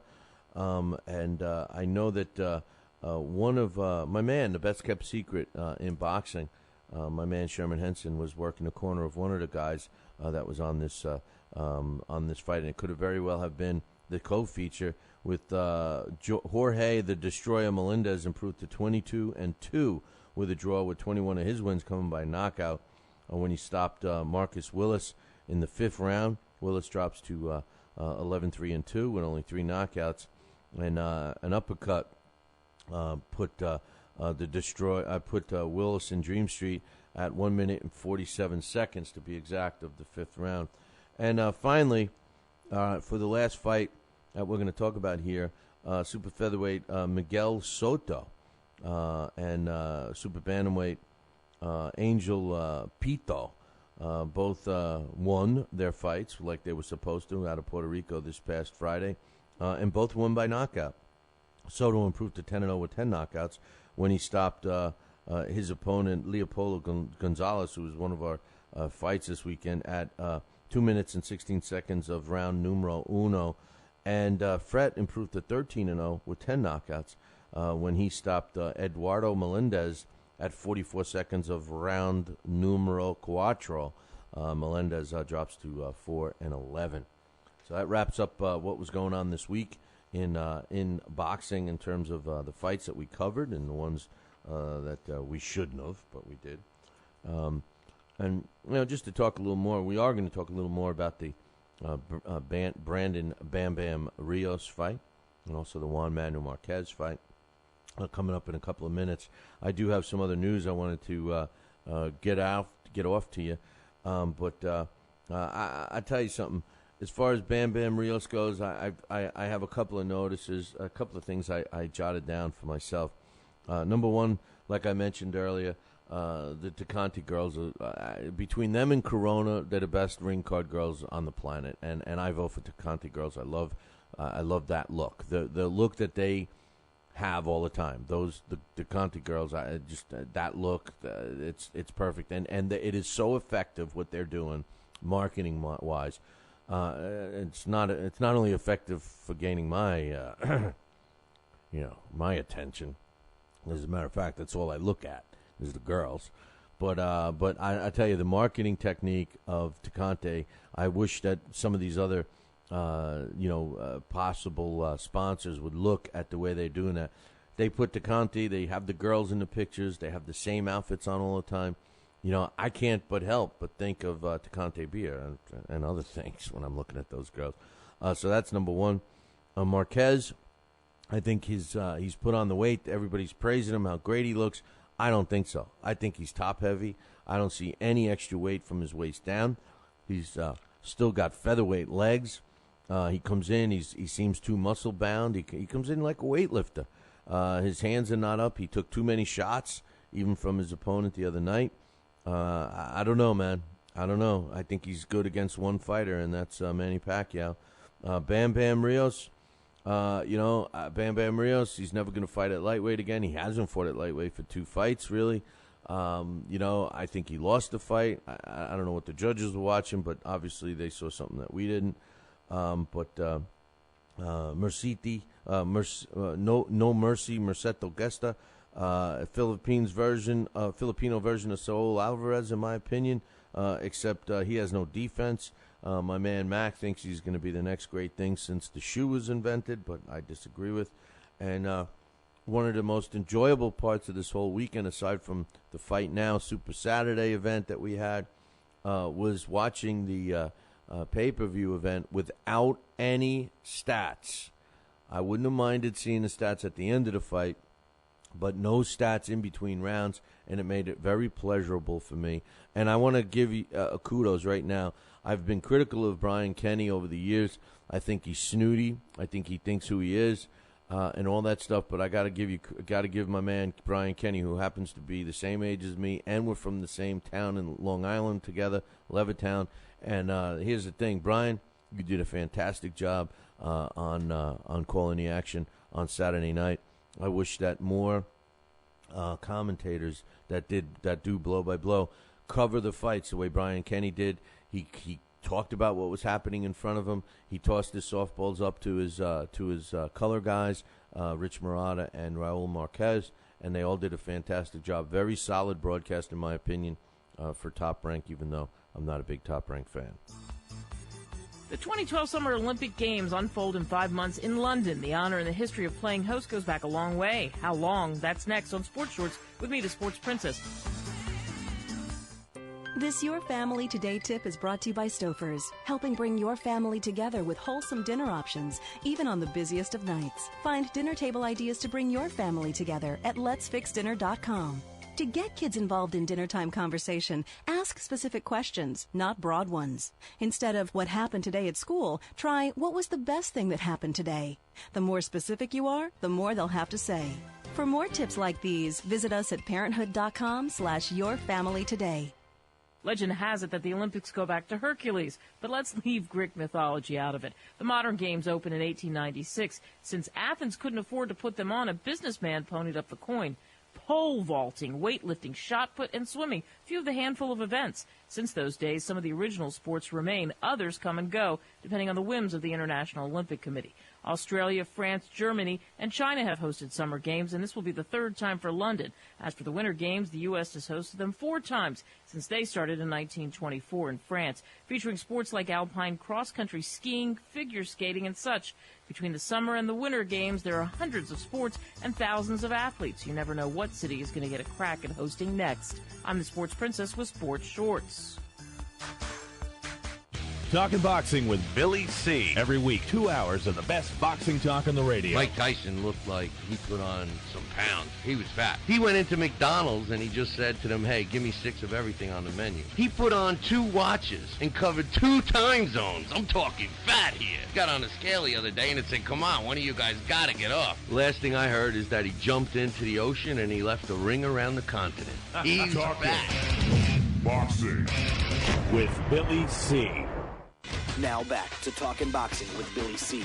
He may not have an Excellence in Broadcasting award, but the night's still young. And he's got martinis. So you never know what may be by morning. It's Talkin' Boxing with Billy C. Talkin' Boxing with Billy C. The one, the only, Don King. Makes me feel good, Billy, to have you, the #1 show in the country, Talking Boxing with Billy. So I invite each and every American that's listening to this great show to tune in, because we want you to be there with Billy and me.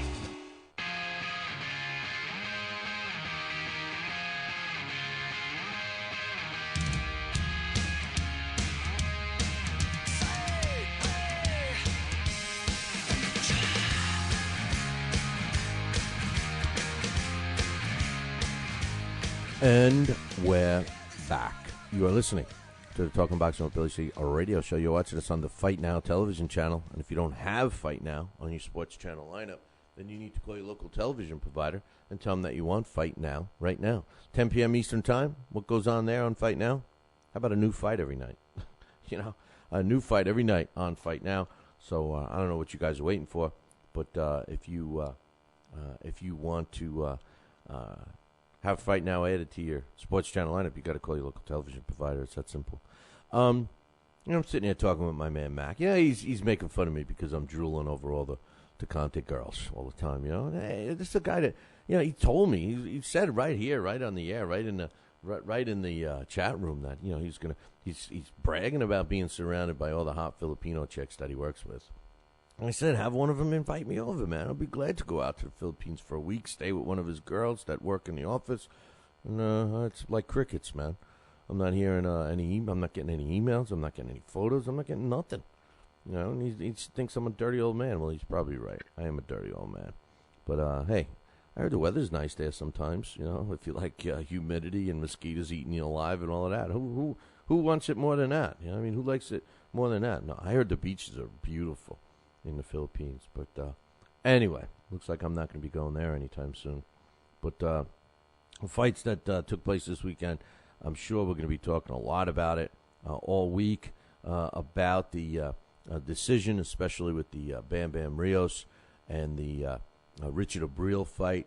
It was unfortunate that it turned out that way, because, anytime you see a fighter like Richard Abril come in and do what he's got to do, and what we kind of thought that he won the fight, and then to be robbed like that, I mean, it's got to be disheartening for him, but it's also disheartening for us, the fans, because we're wondering what the hell's going on. And joining us right now from the North Country, my man Johnny Robbins. Man, what's going on through this guy's head, man? I mean, do you think he did everything, but at least in my opinion, I think he should have gotten the W. What do you think? I'm going to be the only guy on the planet right now, Bill, that doesn't think that I call him Abril-Levine, because I don't like Richard Abril. If Richard Abril is his style of fighting, I don't think he won enough rounds. I really don't, and I might be the only guy on the planet that really thinks that way. But I was not impressed with Abril's performance whatsoever. I'm not a fan of a guy that likes to stay on the outside and then hold for 1 out of the 3 minutes of the fight. And I don't know. I seen that Rios was trying to press forward, and I mean there was a heck of a lot of holding going on. And I'm sorry, but if you're going to hold for a minute in the fight and let the guy beat you in the body, and the referee's not going to call break or anything, then as far as I'm concerned, those punches count, and they had about as much on him as Richard Abril's punches, which is why I call him Abril-Levine, because he doesn't really punch like a man. And no offense, because there are women out there that can punch harder than Richard Abril, so I don't mean that against women either, but I was not impressed by that fight. That was one of the ugliest fights I've ever seen, and it was really tough to score. And the commentary was absolutely horrendous.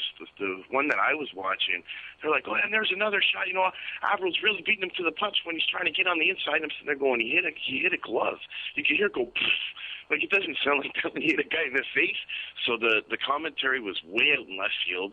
And I might be the only guy out here that thinks this, but I thought that fight was really close. I compare it to the last fight with Pacquiao and Marquez as far as the scoring. I mean, it's a really difficult fight to score. And I honestly think you could toss a coin in the air, and whatever side it lands on, you can pick a winner in that fight. That's how close I thought the fight was. I don't know, Bill. Well, I think that's what the judges did. I think they were flipping coins in the air and deciding to pick Rios. I got to disagree with you on this one, my man, because I think that I understand your point. And while I was scribbling some notes and stuff, and I said to myself, I can see why this fight was a lot closer than the commentating was making it appear. I could see that the fight was going to be scored closer, but I still think with me saying that and with me knowing that the fight was going to be closer on the scorecards than a one-sided beatdown, the way the announcing team made it sound, was that it was hard to score those shots you mentioned. The body shots when they were up close that Rios was trying to land, were they going to be scored? And I think that the shots that Rios was throwing that were hitting the glove when Abril's glove was up on his face the whole night, and a lot of those punches hit that glove. Now, if the judges were scoring those as landing, then I could see that score being the way it was and being close. But if they saw the way we saw, at least from the camera angle, that a majority of those punches, 70% off the top of my head, looked like they were just hitting the glove and never once grazed Abril. Abril didn't look like he was hit at all. My big knock on Abril-Rios is simply this, John.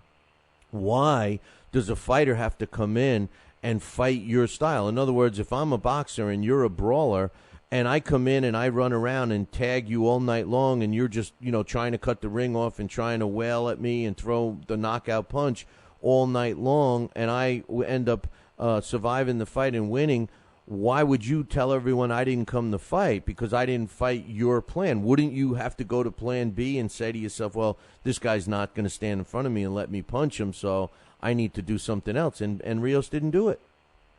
No, I can completely understand what you're saying, and to say that 70% of the gloves, our punches hit the gloves, I don't agree. I think more like 90% from both guys, because there were very few punches that either guy was throwing that were landing, And I agree with you completely. I personally like a guy, if you're going to do the hit, not be hit, if you're going to be a Sugar Ray Leonard style fighter, a Floyd Mayweather style fighter, Muhammad Ali, Roy Jones Jr., you got to make sure you get the hit part in there. And that's the problem. I didn't really think that Richard Abril landed. He landed maybe every round. He landed maybe 2 or 3 shots that snapped Bam Bam's head back, and that's because Bam Bam was basically running in face first, trying to get at this guy. And he may have landed 5 more punches the rest of the round, which were pity patter, and the rest of them were either blocked by Rios or hit shoulders, and it was the same thing in reverse. I thought that when Rios was throwing punches, 90% of what he threw either hit gloves. The most scoring punches in the whole fight, well, unfortunately, were when Bam Bam would dig into the body and the referee would let him hold. And I'm sorry, if the guy's holding one of your arms and you're hitting him with the other one, you're doing about as good as you can. And I really think that's what Rios was talking about. I don't think he was really. I know he was frustrated by the movement, but if you look at the Marquez fight, he was frustrated by Fedchenko's movement. So I don't have a problem with the idea of moving, but in the Fedchenko fight, it was the same thing. He didn't come to fight either. He came there to survive. And it was a little bit different because there was moments in this fight where you see clearly Rios' head get snapped back. And that's why I scored it a close fight. Because even though those punches were pity-patter, there was at least 2 or 3 punches every round that clearly landed for Abril-Rios or Richard Abril, or whatever you want to call him. But I really thought it was a really ugly fight. And I thought both guys landed, if they were lucky, they landed 10% of their punches, which is why really in our business, if you're going to use things like punch stats and the things that they want to use, we really need experts to go in after the fights and go in and verify these numbers that they're showing people as facts, because they're not facts. Like, that was one ugly fight. I don't think either guy landed very many punches at all. Rios was surprisingly tired. And I expected maybe if the weight train or the weight was an issue, that he would gas. But he looked at about the 4th or 5th round, his mouth was wide open. He actually looked pale before the fight even started. And I was not impressed with either guy's performance. But for Abril to come away with that and everyone to say, oh, he was absolutely robbed, I didn't see a robbery. I saw a close fight that could have gone either way. And I don't like that. If you're going to be a Floyd Mayweather, you're going to be a Muhammad Ali or Roy Jones, and you're going to be staying on the outside all night long. And then when you get in there, you're going to have to mix it up a little bit. It's hit and not be hit, not just run around on your bicycle. It reminded me of when Oscar De La Hoya fought Felix Trinidad. And in the last 2 rounds, that's what Abril looked like for the whole 12 rounds. It was when Oscar De La Hoya was on his bicycle for the last 2 rounds with Trinidad. And I'm sorry, but if you're going to score effective aggression, there was no aggression. I didn't see it. Well, I mean, Rios, I love Bam Bam Rios, but, he's become kind of a mouth, and he complains, and he does this, and he does that. And he's really like a one-dimensional guy, and I know he had trouble with weight, and all that stuff. But you know what? You can't make excuses, and he should have. Richard Abril, like most of us thought, shouldn't have even lasted that fight. He should have been knocked out and all of that. And Bam Bam Rios didn't do it. Makes you wonder, does he have the skill set needed? I mean, you can't just be one-dimensional, and you have to be able to modify the game plan during a fight. I mean, that's what separates good fighters from marginal fighters, is the fighters that can change that game plan. Maybe it's the corner. I don't know. He's got a very reputable corner there, so we'll have to wait and see. But he certainly didn't gain any new fans from Saturday. And speaking of Saturday, Juan Manuel Marquez, you mentioned the Fedchenko fight. It did seem that Marquez was a little out of his game in the beginning of the fight. It looked like he didn't really start fighting until the second half of the fight. I thought that he looked a little out of whack with his body. They were all, the announcing team was saying how great they felt he filled into 140. I don't know, man. To me, he looks very top-heavy, John. He looked like his arms were nice and built. His chest was nice and filled out. But, from the waist down, he looked like a featherweight still. What do you think? No, I got to agree completely with both your statements. I was not impressed with Rios' performances at all. Don't get me wrong. I thought that it was a really ugly fight. And you know what? So was the Fedchenko fight with Marquez. I mean, Fedchenko's another guy that I'd seen fight before, and he's the kind of guy that's very elusive. But it was really ugly. Marquez. It was both fights. Rios and Marquez looked like the bull. and the Matador wasn't trying to do anything. He was just literally trying to run away the whole time. And that in the Fedchenko fight, it was a lot more apparent because when Marquez did land, unlike Rios, you could see the damage. I mean, if that was a 15-round fight, there's no way Fedchenko was going to make it to the 15th round. No. And I give him credit because he took a pounding in the last couple of rounds. Wow, and he was an Energizer bunny, wasn't he, Billy? He just kept bouncing around, even though you know he's going to go down any minute, but it didn't matter. He just kept bouncing around. Yeah, I tell you, if Fedchenko, if that fight goes 20 seconds more, maybe definitely 30 seconds more, he's done because he barely could go. And you're right, they were there to survive that corner. I think Abril went there to win, but. I think that Fedchenko's corner was happy just to survive. They were high-fiving and hugging him like, they knew he didn't win, but they were just happy to survive. Hey, one last... It was like a Rocky movie at the end of Rocky 1. Right. It's like you didn't. It reminded me of the Jake LaMotta. You didn't put me down, Ray. You didn't put me down. Yeah, well, I beat the snot out of you. I mean, what else did I have to do? But anyway... what happened with DiCurry this week, man? He was supposed to be fighting at the Bell Center in Montreal on the undercard of ESPN's Friday Night Fights. We got a great fight coming on this weekend. Friday night, Adonis Stevenson against Noel Gonzalez. What do you think about that fight? And tell us what happened with Antoine DiCurry, an injury of sorts? Yeah, they were seeing that there was an injury that took place, and they had to pull out DiCurry, and we know from watching DiCurry that this is a guy that has a really big amateur pedigree. He has a lot of fights. They're saying it was a rib injury that he sustained during training. I don't know. I mean, boxing to me, in some ways, is like a lot of other sports. I mean, if you sustain a rib injury and you know they're going to try to get back as soon as possible, do you really want to tell everybody? So I don't know if it was a broken hand. I don't know what it was.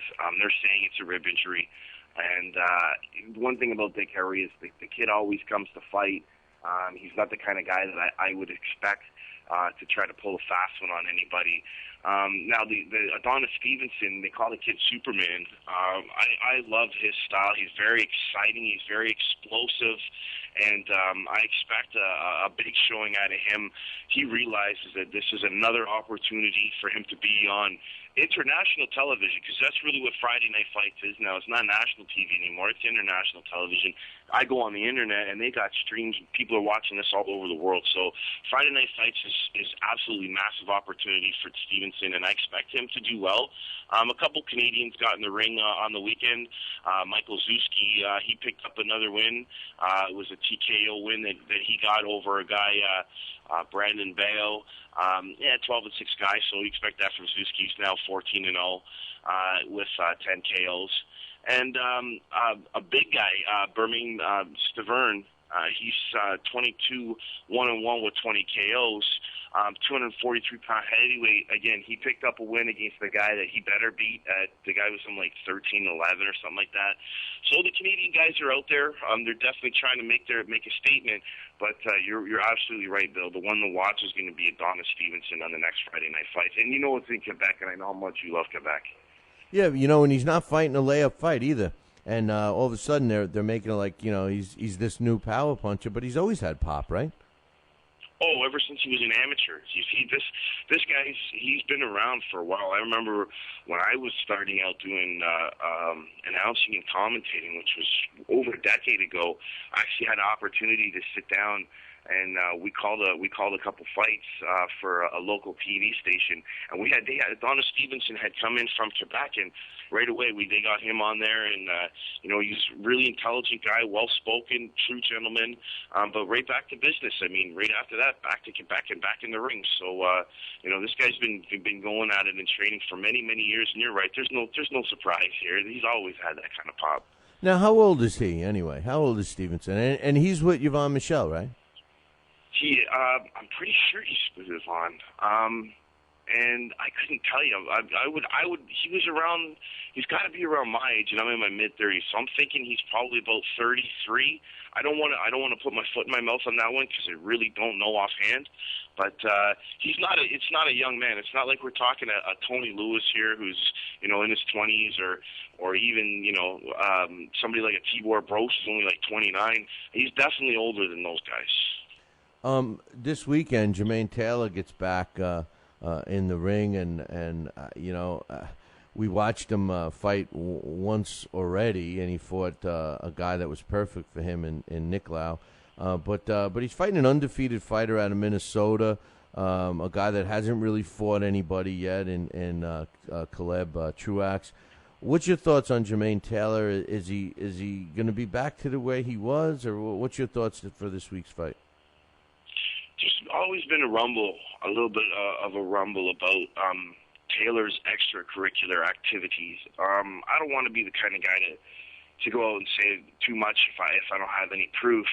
But if he's living a clean lifestyle, that could definitely be an interesting fight. I mean, Caleb Truax is not he's not a slouch. The kid's he's earning his way, I should say, up the rankings, and this is going to be a very competitive fight. I mean, Taylor, on the flip side, is like a hot air balloon that's running out of gas. I mean, he's going to come down. We just don't know if it's going to be a crash landing or not. And we've seen a few crashes out of Taylor. But, in fairness to him, when they asked him to step up in the Super 6, and shortly after that, he's looked decent. He's never looked like the same Jermaine Taylor that, was the world champion once upon a time, very heralded fighter, from spending a lot of his time training with Manny Stewart down at the Crunk Gym.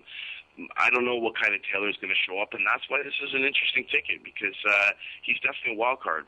It's funny. With Jermaine Taylor, I always thought that he was so much of a better fighter before he became a world champion. When he became a world champion, he became boring, and then we saw him unravel. But one last question. Abner Mares is taking on Eric Morale. It's a super bantamweight fight. It's happening this weekend on Showtime. Abner Mares is really proved. I mean, he beat my guy twice. I mean, the first fight was foul-filled and everything else. But Eric Morale is another quality opponent for Abner Mares. This kid's been fighting all quality opposition. What do you think? Is he going to continue his winning ways, or is Eric Morale going to show why he's regarded as one of the best super bantamweights? You know what? Abner Mares is the kind of guy I really like. He's a vicious little fighter. And, that is going to be a old-fashioned Donnybrook. I mean, the one thing about these Latin fighters is usually, I want to take the Cubans out of it, and not because the Cubans, I have anything wrong with the Cubans, but some of them stay amateurs when they turn pro. And all the ones that were touted to come into the heavyweight division, all these different divisions, a lot of them haven't done anything. And when I look at guys like Abner Mares and a lot of these other fighters, they fight a completely different style of fight. I mean, the fans, it's like, look at if we get Rios versus Juan Manuel Marquez, you and I both know someone's getting knocked out. There's going to be no one running around trying to hide, trying to hold. They're going to go in there and they're going to go to war. And I love that about Mares, because he's the kind of kid that he'll go to war. He can take a punch. He's got a lot of pop. And until he shows me that he can't do it, you got to back a guy like that. It's like a racehorse that's never lost. I mean, if you put your money on another horse, it's not a good idea. No doubt. But, hey, I'm going to let you go, but I lied. I got one more thing. We're scheduled to have Billy the Kid Irwin on, man. Have you seen him lately? What's going on with him? You're scheduled to have who? I was too busy laughing at Billy, at your comment. What was that? Billy the Kid Irwin is scheduled to come on later this week. I was just wondering if you've had a chance to catch up with him. I know he's doing pretty good things in his gym. Oh, man, Billy the Kid Irwin, probably the best lightweight body puncher. Well, he's definitely up there. There's a couple guys that could be running on the plateau with him, but he's at the top, and if you're anywhere with him, you're standing on the same podium. You're definitely not standing above him. I was always a huge fan of Billy the Kid Irwin. Humble man, I call him champion. He's like, I was never a champion. I'm like, Billy, you won the IBO. He goes, that's not a real world title. Come on, man. Yeah, it is. Real world titles out there. He said, I love the IBO. I really respect him, but that's not the belt I wanted. He's training a lot of kids. Billy is a guy that boxing is his life. He's dedicated to this sport. And anybody who was around and got to watch Billy the Kid Irwin in his prime, you also know that's one of the best body punchers the sport's ever seen. I tell you, It's funny that he says that about the IBO because I guess when the IBO came out, he was one of the first champions or at least that first generation when it came out. Now, if you look at the IBO, he's got to think better of it now. But it's the same thing with the WBO. When the WBO first came out, no one gave it much recognition. But now, I mean, they have some of the best world champions in the sport. The IBO is one of the few people out there as far as sanctioning bodies go that is actually credible. If there's a guy out there that they think is better than their champion, they will give him that due credit. And there's never been, and I don't know if there ever will be, anybody else out there that does that. I personally love the IBO. I still think Billy the Kid Irwin's a champ because he held that belt, a world champ because he held that belt. It's one of the few, of all the 4 titles that they choose, it's funny because the one sitting on the cusp that very rarely gets mentioned is probably the most honest sanctioning body out of all of them. So I've always thought a lot of the IBO. I love the ranking system, and I really do think that Billy the Kid Irwin is a genuine former world champion.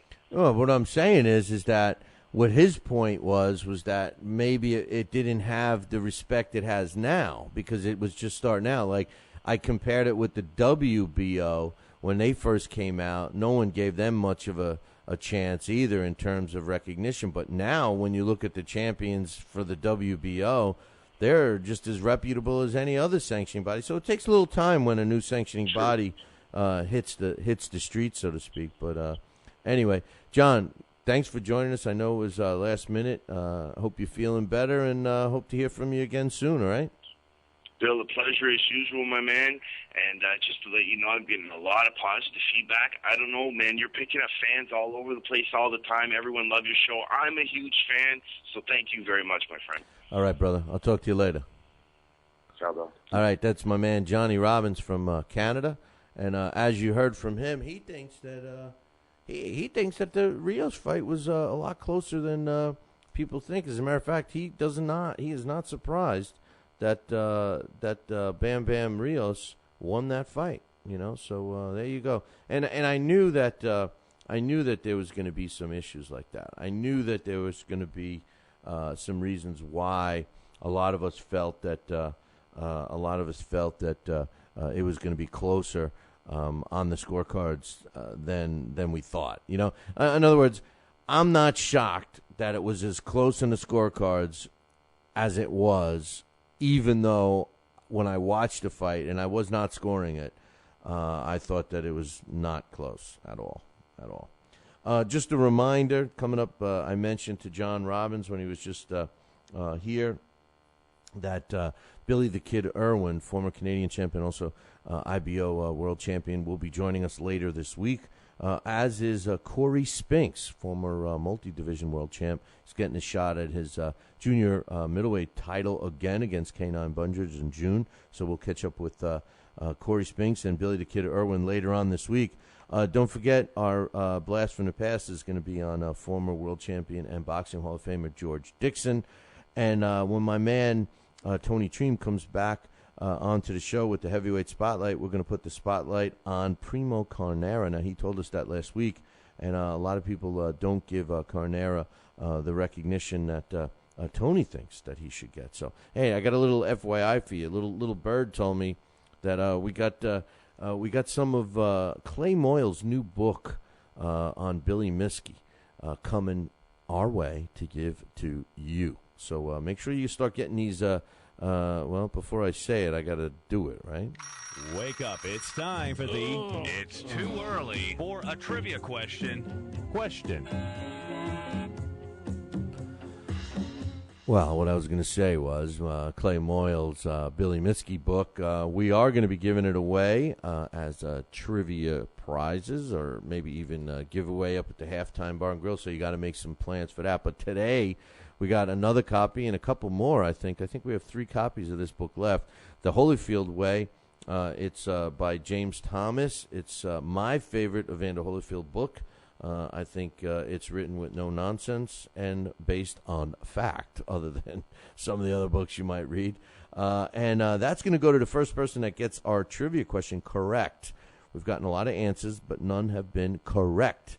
The question is, who won the most fights between 1930 and 1939? Who won the most fights between 1930 and 1939? If you know this answer, email me, Billy at talkinboxing. That's TALKINBOXING.com. Who won the most fights between 1930 and 1939? If you know the answer, email me now, Billy at talkinboxing. That's TALKINBOXING.com. And I almost forgot that the today's trivia question is being brought to us by Star Boxing and the May 18th ESPN event, which is going to be held at the Albany Times Union. Get yourself some tickets now by visiting our website, www.billycboxing.com, and click one of the Star Boxing fight posters and tell them Billy C sent you. This day in boxing history. And this day in boxing history is being brought to us by Campanaro Tomkovich. If you need a lawyer, use the ones that keep me out of trouble, and that's Campanaro Tomkovich. Give them a call, 845-221-4099. That's 845-221-4099. Tell them Billy C sent you, and that I'm going to pick up your consultation fee. Campanaro Tomkovich, 845-221-4099. On this day, April 16th, 1984, Satoshi Sinkia knocks out Elmer Magladano in the 8th round to win the newly created IBF World Bantamweight title, and that took place on this day, April 16th, in 1984, in Japan. Hey, man, that concludes our show for today. We got a great week, busy week lined up for you, so make sure you tune in every single day. But there is one thing that I got to tell you right now.